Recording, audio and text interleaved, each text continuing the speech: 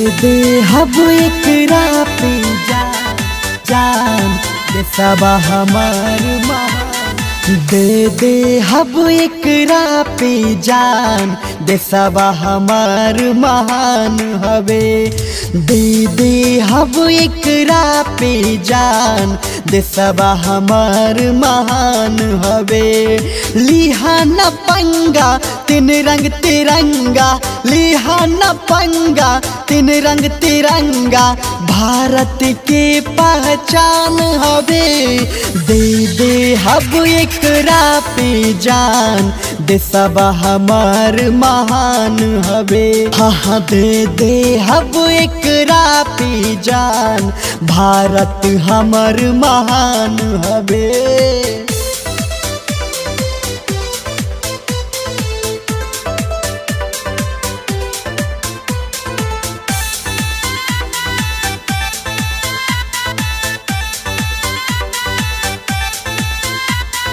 कितना वीर शहीद हो गईले सीना तान के लड़ले।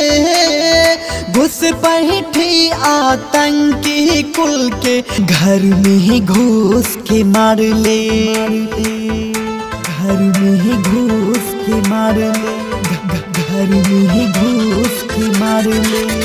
हाँ कितना वीर शहीद हो गईले सीना तान के लड़ले।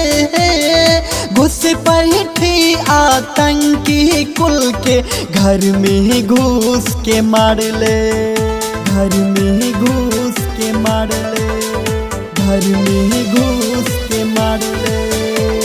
हर एक बच्चा बच्चा ता देशवा के आपन शान हवे।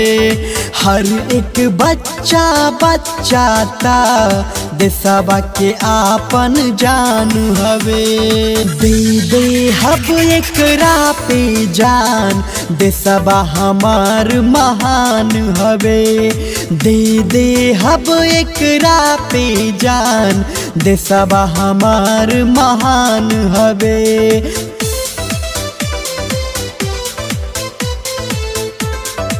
मिक्स बाय राजा रंगीला।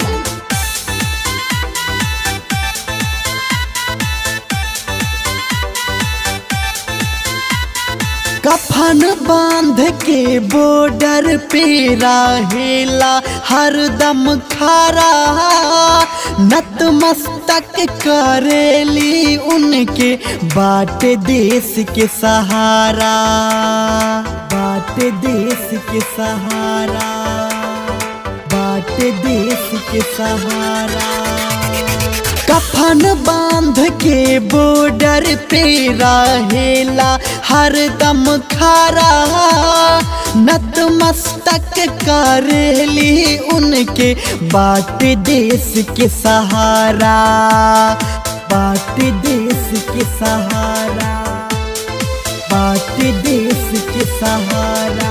दीपक राजा का हटवे करत रहे सम्मान सभे। दीपक राजा कहत हवे करत रहे सम्मान सभे।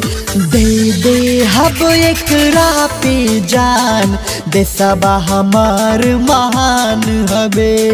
दे हब एकरा पे जान देशवा हमार महान हवे। रंगीला डिजिटल रिकॉर्डिंग स्टूडियो।